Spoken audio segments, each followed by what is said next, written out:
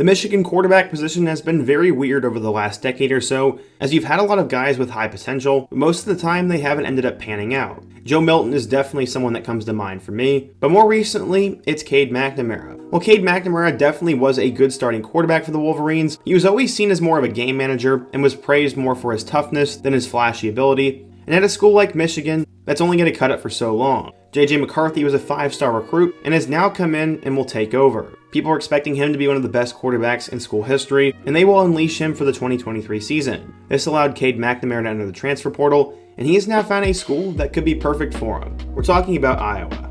In today's video, I want to tell the story of Cade McNamara, go back in time and talk about his rise, talk about his Michigan career, and why this is such a big get for the Hawkeyes. But before we get started, quickly be sure to leave a like if you want to support today's video, subscribe if you're new and love college football content, and let me know what player, team, topic, or situation I could cover next. Now, let's get started and talk about Cade McNamara. So in order to understand what happened to him, we first need to go back in time. Sports ran in their family's veins as their dad played baseball at Fresno State, and like father, like son, he introduced them to sports. The McNamara family was born and raised in Reno, Nevada, and by the time they were in middle school, the McNamaras had trained hard. One of them became a wide receiver, and 2 of them would become quarterbacks. Their dad said, quote, "When we were living in Reno, Cade would literally grab Kyle and go pick up Jake at middle school and go back to the field. The quarterbacks got their work in, Kyle got his receiving training in, and then they go to speed training and weights at a local gym, on top of what they did in the morning. They trained and trained for years, and they would eventually pay off for the family." His brother Jake originally committed to Colorado State before flipping to UTEP, so quarterback runs in the family. Cade was the one who started it though. In 6th grade, his dad asked him what he wanted to be serious about. Cade had to pick a sport. He was a great athlete as he split time between both football and baseball. In football, he was a pummeling running back and a defensive end, and in baseball, he had a great fastball and was a great defensive player. He decided to go with football, but would choose a position he had never played, quarterback. It's arguably the most difficult position in the sport, but not only did he want to be good at it, he wanted to be amazing at it. His dream was to play at a big-time college in front of 100,000 fans in prime-time television slots. In 8th grade, he decided he would graduate a semester early, and he'd go to whatever college he wanted to the spring of his senior year. Early on in his high school career, he would spend his Sundays emailing dozens of colleges with his highlight reel and an explanation for why he'd fit in their school. After becoming a 4-year starter, leading his team to a regional title, becoming a 4-star recruit, an Elite 11 player, and a one-time commitment to Notre Dame, McNamara had a crazy high school career. As a sophomore, the team was down 31-7 in their regional title game, and it appeared they were on their way to basketball season. Except, he would lead them on a comeback, and they would win. This really put him on the map, and he would get his first big-time offer from Notre Dame. After blowing up, his dreams were coming true, and he decided to become the future quarterback of the Fighting Irish. He said, quote, "Notre Dame checked all the boxes for me.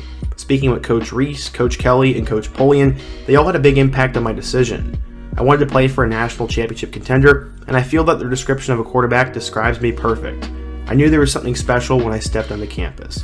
That ended before his junior season, and despite bigger numbers and more offers, a major change would come for Cade. He decided to decommit from Notre Dame and reopen his recruitment. His dad said, quote, "Not many people know how much he was recruited because we kept it very quiet, but there weren't many schools that didn't want him. We just took a different approach, and the decision was going to come down to Alabama, USC, and Michigan." Cade had an incredible prep career as he was named the National Gatorade Player of the Year and had become a local legend.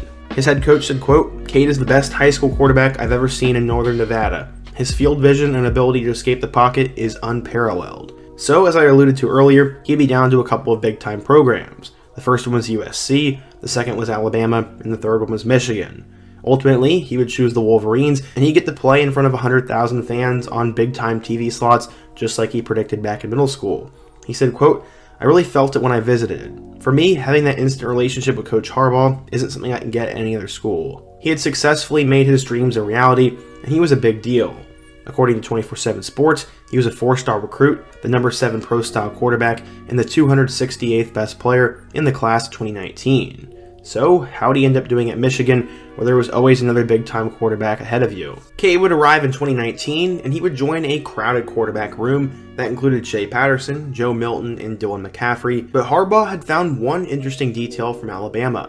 One of his coaches on the staff was previously at Alabama, and he apparently told Coach Harbaugh that McNamara was the number 1 quarterback on their board at Bama.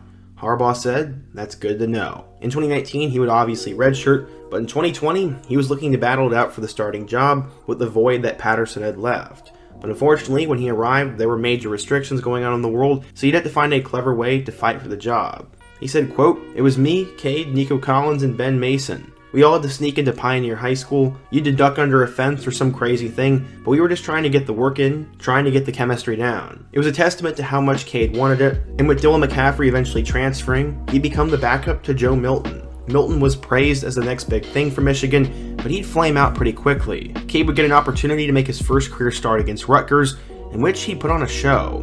He went 27 of 36 for 260 yards and 4 touchdowns, and he also had a rushing score and did not turn the ball over. They ended up beating Rutgers 48-42 in triple overtime, and this was Cade's first big win. The following week, he would struggle though. He'd go 12 of 25 for 91 yards in a loss to Penn State, but the glimmer of hope he showed against Rutgers gave him the inside track to the starting job in 2021. The Wolverines obviously also had JJ McCarthy, and they brought in Texas Tech transfer Alan Bowman. He would end up with the starting job though, and in their first game, he would throw 2 touchdowns in a win over Western Michigan, and then threw for 44 yards in a win over Washington. He had 2 touchdowns against Northern Illinois before he was a game manager against Rutgers. Through his first 4 games, he really hadn't done a whole lot, but he was becoming a good game manager. After 2 touchdowns, he'd lead them to a win over Wisconsin on the road, and then they would survive by 3 points against Nebraska. Finally though, he would start to pick things up. He'd throw 2 touchdowns in a loss to Michigan State, 2 touchdowns in a win over Indiana, 3 touchdowns in a road victory over Penn State, and 2 touchdowns in a win over Maryland. He was starting to get in a little bit of a groove, and he also led them to a historic win over Ohio State. The Wolverines hadn't won in years, and with that win, they got a chance to go to the Big Ten Championship, where ultimately, after 1 touchdown, they beat number 13 Iowa and punched their ticket to the college football playoff. Unfortunately though, Cade's flaws were on full display, as against Georgia in the college football playoff, he'd go 11 of 19 for 106 yards and 2 interceptions. He didn't throw a touchdown and was also replaced by JJ McCarthy.